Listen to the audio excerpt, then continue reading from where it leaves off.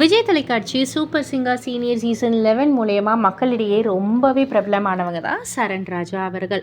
So இவருக்குன்னு ஒரு மிகப்பெரிய fan பேஸே இருக்குது. இவருடைய குரல் வளத்துக்கு ஒரு மிகப்பெரிய ஃபேன் பேஸே வந்து இருக்கு. கூடிய சீக்கிரமே வெள்ளித்திரையில் இவர் பாடணும் அப்படின்றது தான் ரசிகர்களுடைய விருப்பம். ஸோ வந்து ரீசெண்டாக இப்போ நிறைய ஈவெண்ட்லாம் வந்து கலந்துக்கிட்டு பாடிக்கிட்டு இருக்காங்க. ரீசெண்டாக திருவண்ணாமலையில் வந்து ஒரு கச்சேரி பண்ணியிருக்காங்க. அங்கே வந்துட்டு நம்ம சரண் ராஜா கூட இணைந்து யார் பாடியிருந்தாங்க அப்படின்னு வந்து கேட்டிங்கன்னா, நம்ம சூப்பர் சிங்கர் சீசன் 9 நினைக்கிறேன் டைட்டில் வின்னர் அருணா.